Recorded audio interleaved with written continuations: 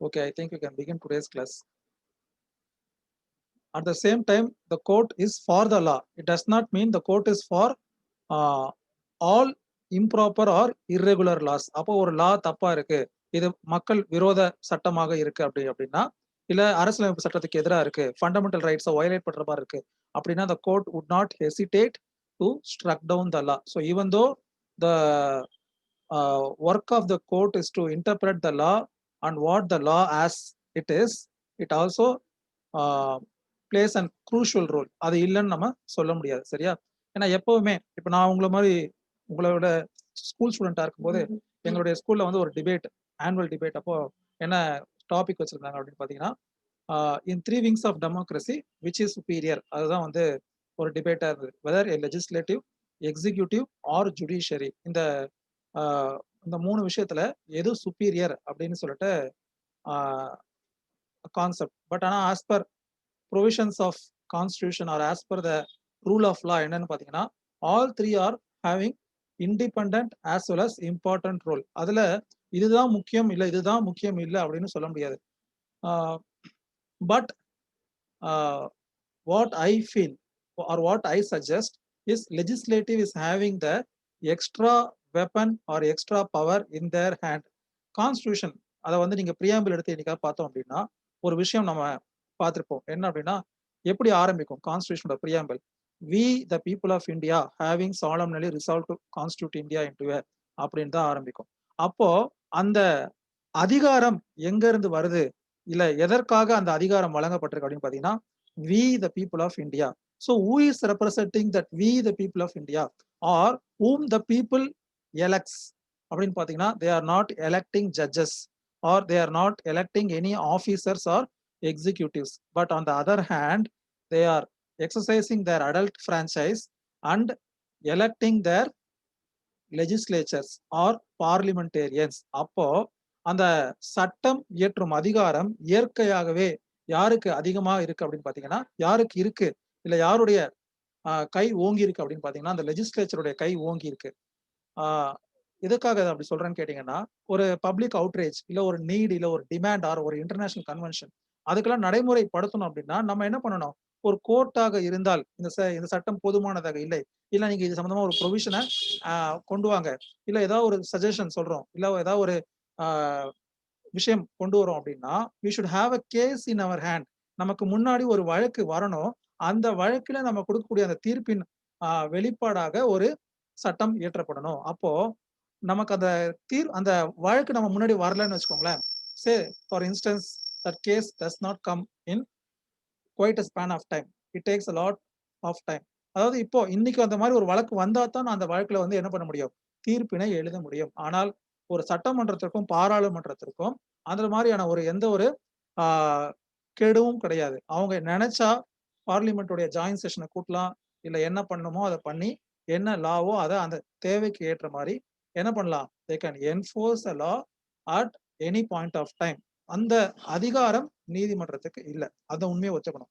ஆனா அதற்காக we cannot say legislative is superior or other wings of judiciary is other wings of democracy is inferior னு அர்த்தம் கிடையாது. என்னன்னா with regard to law making they are having upper hand. எக்ஸிக்யூட்டிவோட role ரொம்ப முக்கியம். என்ன அப்படின்னு பாத்தீங்கன்னா, they are making the law success. ஒரு சட்டம் நல்லா இருந்தாலும் கூட அதை கொண்டு போய் சேர்க்கும் இடம் தண்ணி நல்ல சுத்தமான தண்ணி தான். பட் ஆனா அதை ஊற்றும் பாத்திரத்துல ஓட்டை இருந்துச்சு அப்படின்னா நம்ம என்ன பண்ண முடியாது? we cannot take that to our house and place it and we can drink whenever we feel thirsty. நமக்கு தாகம் ஏற்படும் பொழுதெல்லாம் நாம் குடிப்பதற்கு என்ன தேவை?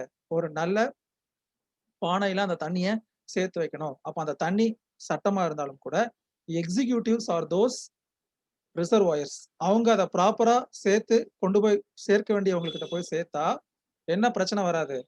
Almost 80% of the prevailing litigation or prevailing disputes and other things would be solved. நான் சொல்றது வந்து with regard to public disputes. I'm not talking about private disputes. Sir எனக்கும் எங்க மாமியாருக்கும் பிரச்சனை இல்ல எனக்கும் அவருக்கும் சொத்து பிரச்சனை. No, I'm not talking about that kind of law and that kind of things. What I am insisting is only with regard to public things. சரியா? ஜுடிஷியரியோட role என்ன அப்படின்னு பாத்தீங்கன்னா, independent judiciary is a basic feature doctrine இல்லையா? அப்போ அதை over come பண்ற மாதிரி எந்த லாவும் எனாக்ட் பண்ண முடியாது. ரீசெண்டா 2014 அந்த NJAC national judicial appointment committee அப்படின்னு ஒரு அப்பாயின்மெண்ட் கமிட்டியை வச்சு கொலீஜியமுக்கு பதிலா மாற்றா ஒரு விஷயம் கொண்டு வரும்போது அதுல வந்து பொலிட்டீஷியன்ஸோடைய இன்டர்வென்ஷன் இருக்கு. It is against the basic feature doctrine independence of judiciary is question அப்படின்னு சொல்லிட்டு என்ன பண்றாங்க, அந்த என்ஜேஏசி ஆக்டை ஸ்ட்ரக் டவுன் பண்ணிடுறாங்க இல்லையா. இது வந்து ஒரு உதாரணம் தான். கோர்ட்டுக்கு அப்ப என்ன அதிகாரம் இருக்குன்னு பாத்தீங்கன்னா, ஒரு முக்கியமான அதிகாரம் check and balance. In a democracy this is very important process. அதாவது நார்மலா பாத்தீங்கன்னு வச்சுக்கோங்களேன், ஒரு வீட்டுல ஒரு பெரியவங்க அவ்வளவு சாதாரணமா எந்த விஷயத்தையுமே தலையிட மாட்டாங்க. ஆனால் ஒரு சிக்கல் வருது, இல்ல ஒரு பிரச்சனை வருது அப்படின்னா, அந்த experienced person in our family அவங்க கொடுக்குற சொல்யூஷன் மாதிரி வேற யாராலையும் என்ன பண்ண முடியாது, கொடுக்க முடியாது. They may not be the part of that problem, or they may not have upper hand with regard to that problem, but what the solution they can give அப்படிங்கிறது பாத்தீங்கன்னா இட் இஸ் இன்டிஸ்பென்சபிள், அன்அவாய்டபிள், தவிர்க்க முடியாத ஒரு தீர்வை அவங்களால கொடுக்க முடியும். அப்படி ஒரு இடத்துல தான் யார் இருக்காங்க அப்படின்னு பாத்தீங்கன்னா ஜுடிஷியரி இருக்காங்க. Judiciary is a wing which is checking and balancing the whether the other two forms of democracy or two wings of democracy is properly functioning or not. அந்த ஒரு முக்கியமான வேலையை செய்யக்கூடிய அதிகாரம் கான்ஸ்டிடியூஷன்லயும் சரி யாருக்கு வழங்கப்பட்டிருக்கு அப்படின்னு பாத்தீங்கன்னா நீதிமன்றத்திற்கு வழங்கப்பட்டிருக்கு. அதனாலதான் வந்து என்ன சொல்லுவாங்க, judges should be like scissors wife apart from any, இது சந்தேகத்திற்கு அப்பாற்பட்டு இருக்க வேண்டும் அப்படின்னு சொல்றாங்க. அதே மாதிரி நம்ம சொல்லுவோம் இல்லையா, justice should not only be done but it also seem to be done அப்படின்னு சொல்லுவோம். அந்த அளவிற்கு ஜஸ்டிஸ் இஸ் வெரி இம்பார்ட்டன்ட். சரியா. அதுவும் நம்மளுடைய ட்ரெடிஷ்னல்ல எனக்கு அந்த இது தெரியல, தமிழ் இலக்கியத்துல எப்படி நம்ம நாட்டுல வந்து எப்படி செழிப்பா இருக்கா இல்லையா அப்படின்னு சொல்லிட்டு மன்னரும் அந்த அமைச்சரும் பேசிட்டு இருக்கும்போது அவர் ஒரு ஒரு விஷயத்த இலக்கியத்துல சொல்லுவார். என்னன்னா, செங்கோல் தவறாது ஆட்சி செய்யும் இந்த மன்னனின் இதுல என்ன குறை வந்துற போது, வானம் மும்மாறி மழை பொழுது எல்லாம் சொல்லுவார். அப்போ where the administration of justice is proper and without any delay and without any biased then it shows the prosperity of any nation. அப்போ அந்த ஒரு முக்கியமான விஷயத்துக்கு நம்ம படிக்கிற இந்த சப்ஜெக்ட் மிகவும் பயன்படுது. சரியா. சரி, நம்ம இன்னைக்கு என்ன டிஸ்கஸ் பண்ண போறோம் அப்படின்னு பாத்தீங்கன்னா, important aspect with regard to your syllabus as well as our practical oriented topic, general principles of interpretation. அதுதான் நம்ம இன்னைக்கு டிஸ்கஸ் பண்ணக்கூடிய topic, the general principles of interpretation. Almost 11 principles would be given under this heading, but as I always say, these principles are also not exhaustive. இதுல இருக்கிறது மட்டும்தான் rules of interpretation or principles of interpretation அப்படிங்கிற அர்த்தம் கிடையாது. These are most widely used and most widely accepted in the court of law. So அதுதான் நம்ம படிக்கிறோம். அதை தவிர்த்தும் சில விஷயங்கள் இருக்கத்தான் செய்கிறது, புதிதாக விஷயம் வந்துகிட்டு தான் இருக்கு. சரியா. சரி, இப்போ இந்த ஜெனரல் பிரின்சிபல்ஸ் ஆஃப் இன்டர்பிரிட்டேஷன் அதுல இந்த 11 ஆஸ்பெக்ட்ஸ், ஃபர்ஸ்ட் அந்த 11 ஹெட்டிங் சொல்றேன், அதுக்கப்புறம் ஒண்ணு நம்ம டிஸ்கஸ் பண்ணலாம். சரியா. ஃபர்ஸ்ட் ஒன், யாருக்காவது இந்த மாதிரி வீடியோ கேட்டுட்டு பக்கத்துல நோட்ஸ் எழுதுற பழக்கம் இருந்தா, சொல்ற விஷயங்கள் முக்கியமானதா கருதப்பட்டா நீங்க என்ன பண்ணிக்கோங்க, எழுதிக்கோங்க. அது சரியா தப்பான்னு கூட நீங்களும் ரிசர்ச் பண்ணலாம். so that you can also expand your origin of education. சரி, okay. First one is the literal or grammatical interpretation. மொத்தம் நம்ம 11 பிரின்சிபல்ஸ் பார்க்க போறோம்னு சொன்னோம். அதுல first one is the literal or grammatical interpretation. சரியா. the second one is the mischief rule.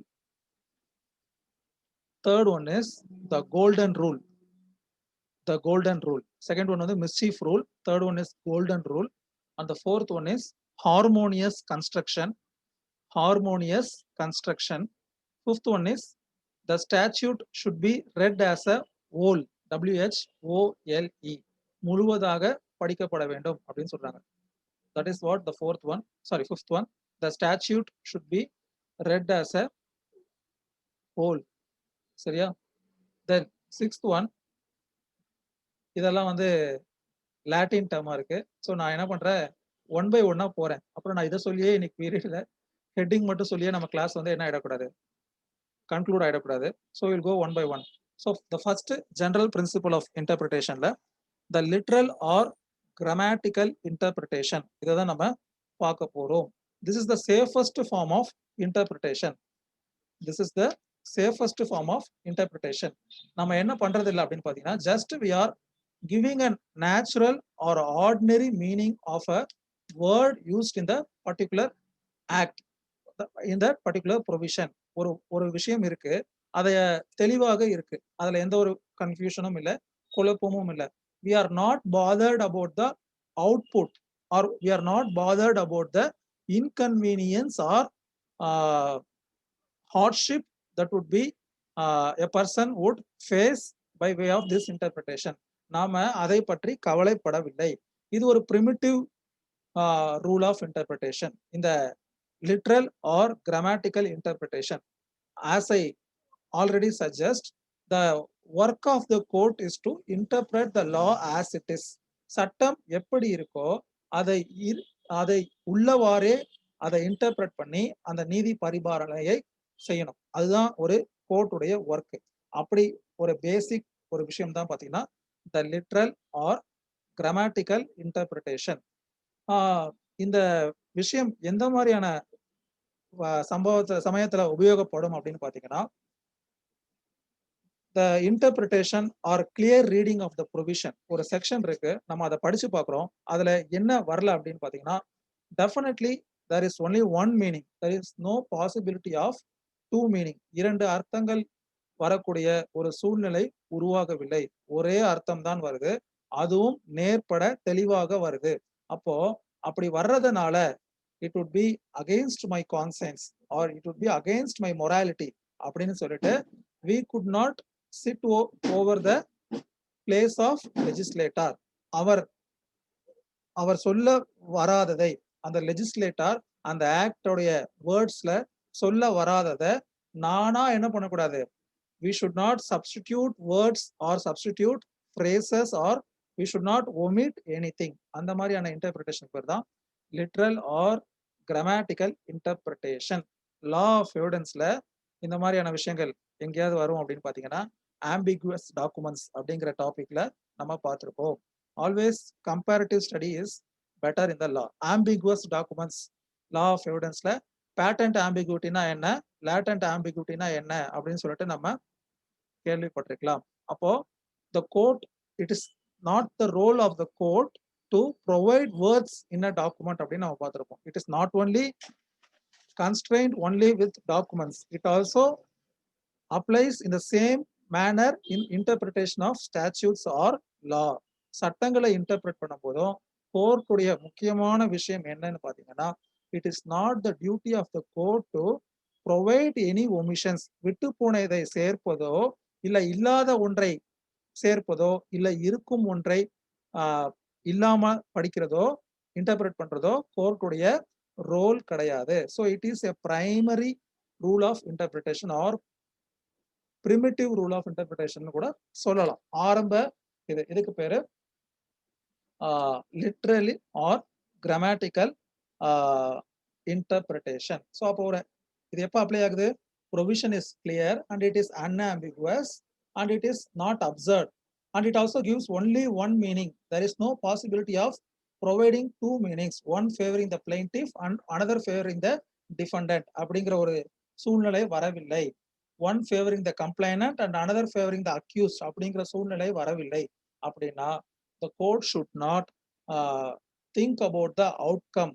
That is not the duty of the court அப்படின்னு சொல்லக்கூடிய ஒரு இன்டர்பிரிட்டேஷன் தான் literal or grammatical rule of interpretation.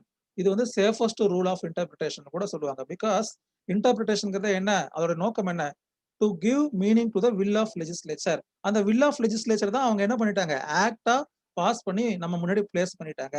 So it is already clear, the will of legislature is very well provided by the words used in that particular statute அப்படின்னு சொல்லும் பொழுது, அந்த சட்டத்துல இருக்க வேண்டிய ப்ரொவிஷன்ஸ்ல தெளிவாக இருக்கும் பொழுது இந்த நீதிமன்றம் அதை தாண்டி போக வேண்டிய அவசியம் கிடையாது அப்படின்னு சொல்றாங்க. சரியா?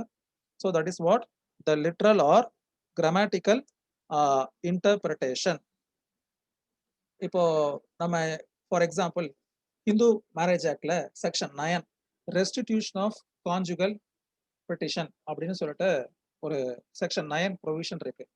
It is not for the court to decide whether that provision is uh, infringing the right of the party or something.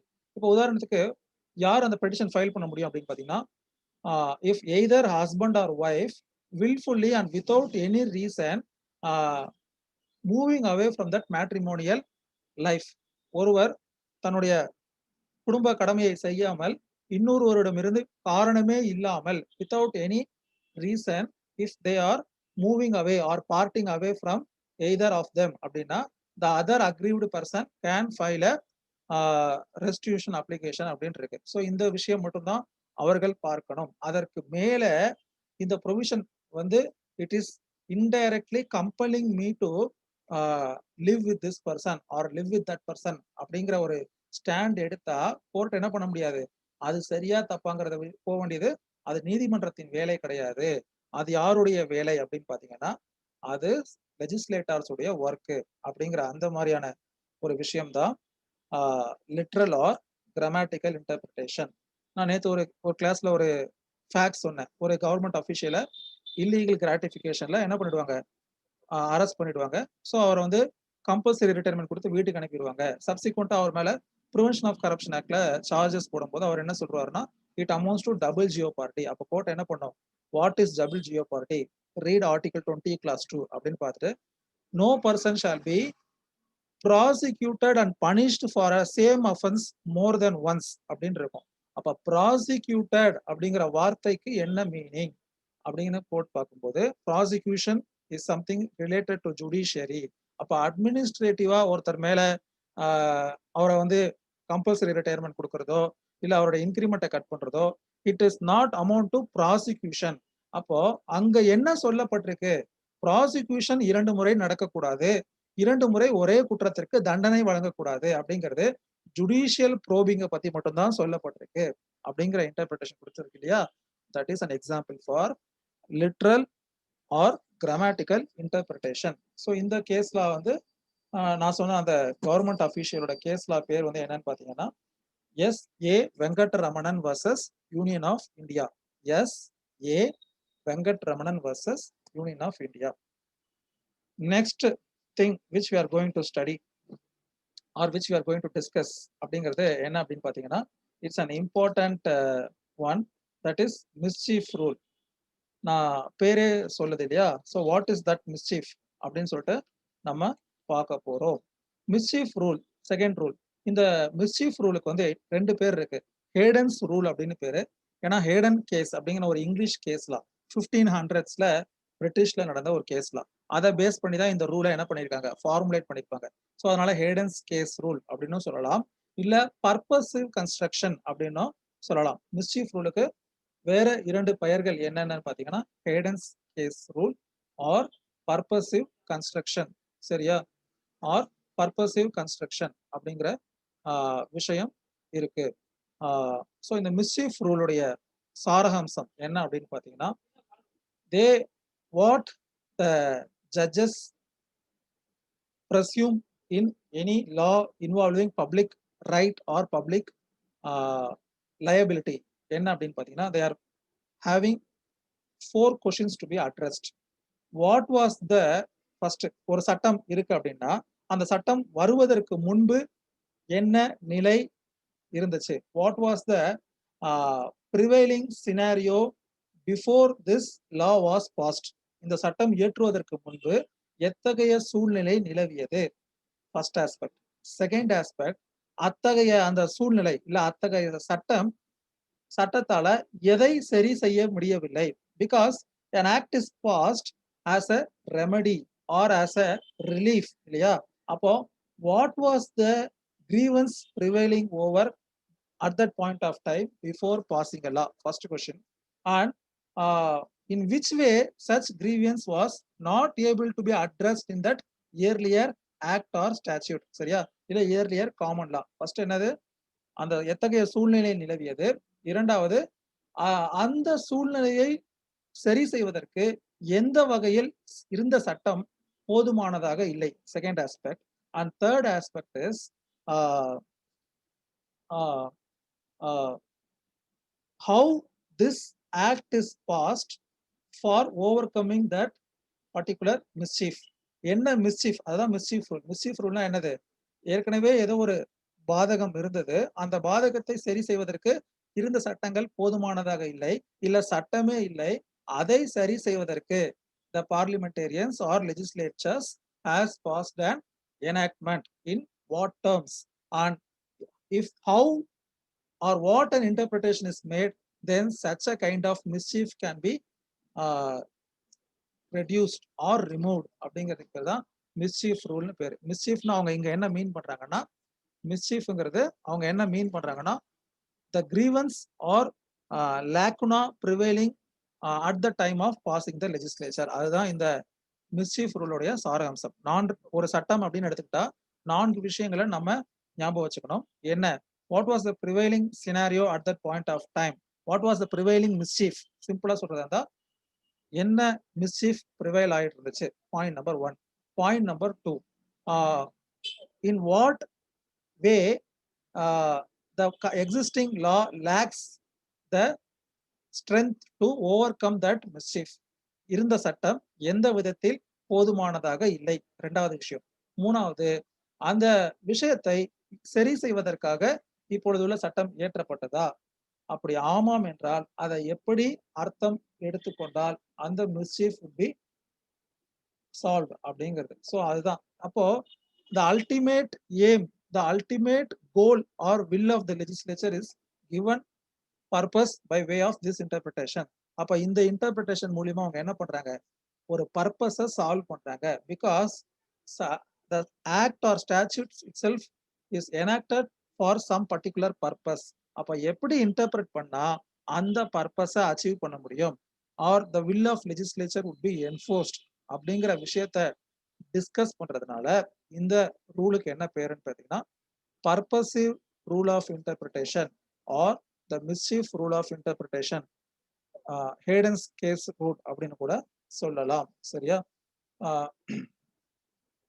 இது வந்து இங்க கொடுத்துருக்கிற கேஸ் லாஸை விட நான் உங்களுக்கு ரியல் லைஃப் ஃபேக்ட்ஸ் ஒன்று சொல்றேன், கேளுங்க.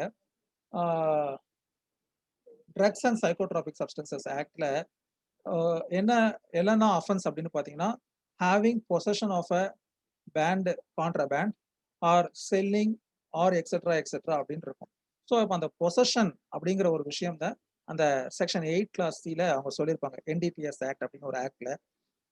அந்த பொசஷன் அப்படிங்கிறது என்ன அப்படின்னா சட்டத்தில் அது மட்டும் தான் சொல்லப்பட்டிருக்கும். ஸோ இப்போ for example, you are a cab driver. So a passenger is entering your vehicle and you are driving them to an airport, and subsequently during the journey, if you have been stopped or intervened by some officials and they found that contraband is in the luggage of that particular passenger, you would also be booked under the same section as that main offender. அப்போ என்ன sir remedy? ஏன்னா பொசஷன்ல ஒருத்தர் ஒரு பொருளை வச்சிருந்தாலே அது offence அப்படிங்கிறாங்க. அப்போ அது எங்க இருந்து கைப்பற்றப்பட்டது? ஒரு கார்ல இருந்து கைப்பற்றப்பட்டது. அந்த காரை யார் ஓட்டிட்டு போனா? நீங்க ஓட்டிட்டு போனீங்க. So you are also charge under the same offence as a main accused, that is the passenger of you has been charge. சரியா? இப்படிதான் இருக்கு அந்த ப்ரொவிஷன்ல. என்ன இருக்கு? பொசஷன்ல இருந்தாலே தப்புங்கிறான். அந்த பொசஷன் எப்படி வேணாலும் இருக்கலாம். ஒரு கொரியர் ஆஃபீஸ்ல நீ கொரியரை கொண்டு போய் டெலிவரி பண்ண போகும்போது உன்னை இன்டர்வியூ பண்ணி பிடிக்கிறாங்க இருக்கு, etcetera etcetera. Then also you have been labelled as accused. அப்போ கோர்ட் இன்டர்பிரட் பண்ணும்போது என்ன சொல்லி இன்டர்பிரட் பண்றாங்கன்னா, possession given under this act, it is a penal statute or it imposes sentence, rigorous imprisonment on a person. ஒருத்தருடைய சுதந்திரத்தை பறிக்கக்கூடிய வகையில அவருக்கு தண்டனை வழங்கக்கூடிய ஒரு கடுமையான சட்டம். மினிமம் இம்ப்ரிசன்மெண்ட் கமர்ஷியல் குவான்டிட்டியா இருந்தா 10 இயர்ஸ். சரியா? இந்த மாதிரி மினிமம் இம்ப்ரிசன்மெண்ட் 10 இயர்ஸ். அப்போ மேக்ஸிமம் இம்ப்ரிசன்மெண்ட் 20 இயர்ஸ், லைஃப் இம்ப்ரிசன்மெண்ட்லாம் கொடுக்கக்கூடிய ஒரு அஃபென்ஸ். இவ்வளவு பெரிய அஃபென்ஸ். அந்த அஃபென்ஸ்ல பெயில் கூட கிடையாது, ட்ரையல் முடிகிற வரைக்கும் பெயில் கிடையாது. அப்போ அந்த இடத்துல the intention of legislature was to have conscious possession அப்படின்னு சொல்லிட்டு கோர்ட் என்ன பண்றாங்க, they are giving interpretation to meet out the will of legislature. அப்போ ஒரு he is just a carrier without knowing anything அப்படின்னு சொன்னா that person cannot be charged as an accused அப்படின்னு சொல்லிட்டு கோர்ட் என்ன பண்றாங்க, இன்டர்பிரட் பண்றாங்க. அப்ப இருக்கும் வார்த்தை அந்த பொசஷன் தான். பட் ஆனா அந்த பொசஷனுக்கு அவங்க என்ன மீன் பண்றாங்க, why what mischief it is going to cure அப்படின்னு பாத்தீங்கன்னா, a person acting as carrier. இப்போ ஃபாரினுக்குலாம் குருவியை உபயோகப்படுறாங்க இல்லையா, அப்போ அவங்க எடுத்துட்டு போய் கொடுப்பாங்க. So they know what they are doing so that they have been paid high. That is one thing. The other thing is a person is innocent. It does not have any conscious position of what he holds. அதை அவன்கிட்ட என்ன இருக்குன்னு அவனுக்கு தெரியாது, அதை கட்டுப்படுத்தும் இடத்தில் அவன் கிடையாது. ஐ cannot question the baggage of my customer according to my rule. I am a driver. I have been called to this place and I started the cab to the airport. I don't have an authority to question my passenger. அப்படிங்கிற பொழுது we cannot make a person responsible and liable and penalize him for that act. அப்போ அந்த பொசிஷன்ங்கிற வார்த்தையை அவங்க எப்படி interpret பண்றாங்க பாருங்க, conscious position அப்படிங்கிற ஒரு விஷயத்துல இன்டர்பிரட் பண்றாங்க. அப்போ இதுதான் அந்த மிஸ்சீஃப் என்ன, இந்த மிஸ்சீஃபை எப்படி கொண்டு வந்தா இன்டர்பிரட் பண்ணா அந்த பர்பஸ் சால்வ் ஆகும். சரியா? ஸோ இப்போ நம்ம இங்க நம்மளுடைய புக்ஸ்ல டிஸ்கஸ் பண்ணிட்டு இருக்கக்கூடிய ஒரு முக்கியமான கேசஸ் எதுன்னு பாத்தீங்கன்னா, RMDC versus Union of India. கான்ஸ்டியூஷன்ல இந்த கேஸ் நம்ம படிச்சிருக்கலாம். RMDC versus Union of India எங்க சார் ஞாபகம் இருக்கு, இப்போ படிச்சதே ஞாபகம் இல்லை, அதெல்லாம் எங்க சார் ஞாபகம் இருக்குன்றீங்களா? ஆர்எம்டிசி வர்சஸ் யூனியன் ஆஃப் இந்தியால என்ன பண்ணிருப்பாங்கன்னா, இந்தியா முழுக்கைக்கும் கேம்பிளிங்கை ரெகுலேட் பண்ற மாதிரி காம்படிஷன், அதாவது பிரைஸ் விழுது இல்லையா, lucky Dras and other things, அந்த ஆக்டிவிட்டிஸை ரெகுலேட் பண்ற மாதிரி ஒரு ஆக்டை பார்லிமெண்ட் பாஸ் பண்ணியிருப்பாங்க. அப்போ they would argue that parliament does not have power to enact law under the one which is falling under the state list. அப்போ அவங்க என்ன சொல்லுவாங்கன்னா, இப்போ இவங்க ரெகுலேட் பண்ற இந்த லால both the games involving skill as well as chance is involved. But with regard to games involving skill, it is only the state government has the power to regulate and control. அப்போ இவர்களுக்கு அந்த அதிகாரம் இல்லை அப்படின்னு அவங்க argue பண்ணும்போது the court would go into the very purpose of this enactment. எந்த ப்ரொவிஷன்ல central government enact பண்ணிருப்பாங்க அப்படின்னு பார்க்கும்போது அண்டர் ஆர்டிகல் 252. ஆர்டிகல் 252 என்ன சொல்லுதுன்னா, ஒரு ஸ்டேட் சப்ஜெக்ட்ல இருக்கக்கூடிய ஒரு ஆக்ட கூட more than of of the state legislatures by resolution asking the central government to pass law on that subject and it has been ratified by more than one half of the legislatures, then it is very well competent for the particular parliament to enact law on behalf of all states concerned அப்படின்னு சொல்லிட்டு அந்த அதிகாரம் வழங்கப்பட்டிருக்கும். So அப்போ court என்ன பண்ணுது, they're going in to the very root of that issue. So அப்போ court வந்து என்ன இன்டர்பிரட் பண்ணுவாங்கன்னா, இந்த சட்டம் சரியானது தான், இந்த சட்டத்தை இன்டர்பிரட் பண்ணும்போது to regulate and control is with regard to prize and competitions involving chance alone and it is not involving skills. That act is not entirely fault or entirely wrong அப்படின்னு சொல்லிட்டு they would uphold the validity of the law.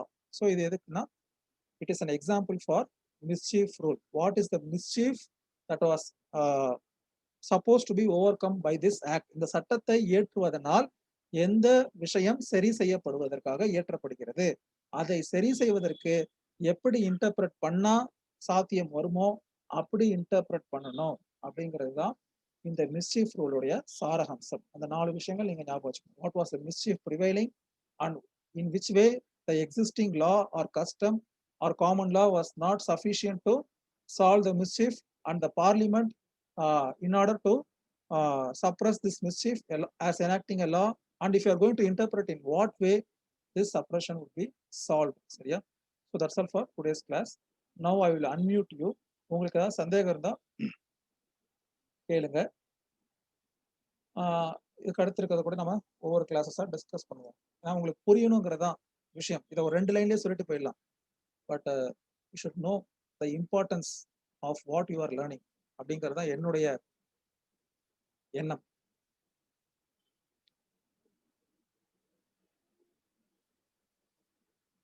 உங்களோட chat பாக்ஸ்ல கூட நீங்க type பண்ணலாம். If you have any doubts or any questions with regard to today's class or any other things. Sir Heydon's கேஸ்னா அந்த ஷீப்பை வந்து கெட்டி வச்சிருப்பாங்க போட்ல ஃபென்ஸ் பண்ணாம, அது ஸ்ட்ராம்ல போயிரும், அந்த கேஸ் தானே சார்? இல்ல எனக்கே ஆக்சுவலா அந்த கேஸ்ல ஃபேக்ட்ஸ் தெரியல. நான் வேணா உங்களுக்கு I will go through that facts and then come back to you. சரியா? நிஜமாவே எனக்கு தெரியல. நான் தெரிஞ்சுக்கிட்டு ஓகே கண்டிப்பா sir. I will come back. நாங்க லீகல் மெத்தட்ஸ்ல படிச்சிருக்கோம் சார். ஓகே ஓகே, இன்ட்ரெஸ்டிங்கா இருக்கு. நீங்க ஃபேக்ட்ஸ் நல்லா தெரிஞ்சா கொஞ்சம் சொல்லுங்களேன் பாப்போம். அது வந்து ஒரு லெஜிஸ்லேஷன் பண்ணியிருப்பாங்க சார். எதுக்குன்னா அந்த நிறைய ஷீப்ஸ்க்கு வந்து ஷீப்ஸ்லாம் சேர்ந்து இருக்கிறதுனால அதுக்கெல்லாம் ஒரு நோய் பரவுது அப்படின்னு சொல்லிட்டு தனித்தனியா ஃபென்ஸ் பண்ண சொல்லியிருப்பாங்க. ஓகே ஆனா ஷீப் போட்ல கொண்டு போகும்போது ஒரு ஸ்டார்ம்ல வந்து எல்லா ஷீப்பும் தொலைஞ்சு போயிரும். அதனால பிளேன்டிஃப் வந்து என்ன சொல்லுவாங்கன்னா, அவங்க வந்து ஃபென்ஸ் பண்ணி வைக்காததுனால தான் அது வந்து பறந்து போயிருக்கு ஸ்டார்ம்ல. அதனால எனக்கு கம்பன்சேஷன் தரணும் அப்படின்னு சொல்லியிருப்பாங்க. அதுக்கு கோர்ட் வந்து ஹிஸ்டாரிக்கல் பேக்ரவுண்ட் பார்ப்பாங்க. எதுக்கு இந்த ஆக்ட் வந்திருக்கு அப்படின்னு பார்க்கும்போது அதுல என்ன இருக்கும்னா, ஒரு டிசீஸ் பரவுது, அதனால தான் தனித்தனியா ஃபென்ஸ் பண்ணி வைக்க சொல்லியிருப்பாங்க அப்படின்னு கோர்ட் பார்த்து சொல்லுவாங்க. ரெண்டுமே வேற வேற ரீசன்க்காக நீங்க கேக்குறீங்க, அதனால கிடையாது அப்படி சொல்லி டிஸ்மிஸ் பண்ணிடுவாங்க சார். ஓகே, பரவாயில்ல. கேஸ் டிஸ்மிஸ் ஆனாலும் ஒரு நல்ல ரூல் வந்து ஃபார்முலேட் ஆயிருக்குல்ல. நான் இருந்தாலும் ஒரு வாட்டி பார்க்குறேன் நீங்க சொல்றது சரியா தப்பான்ட்டு. ஓகே, வேற யாருக்காவது ஓகே சஜஷன் ஏதாவது சார். டவுட்ஸ் இருக்கா? Thank you for your instructing explanations. நல்ல இன்ட்ரெஸ்டிங்கா இருந்துச்சு. வேற யாருக்காவது ஏதாவது சந்தேகங்கள், ஏதாவது கிளாரிஃபிகேஷன் தேவைப்படுதா?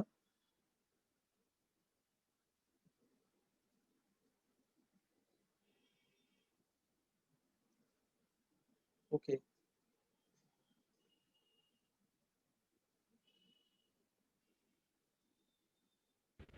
சார் சொல்லுங்க.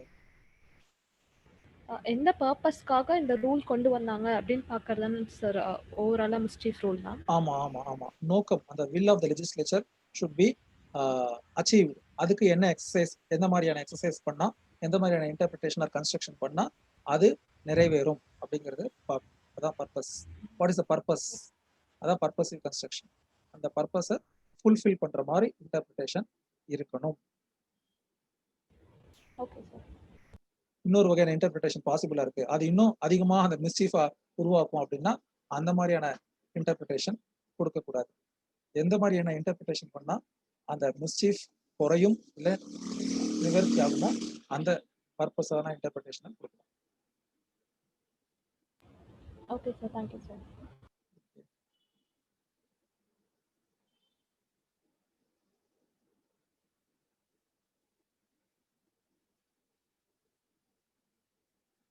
Okay, thank you every one.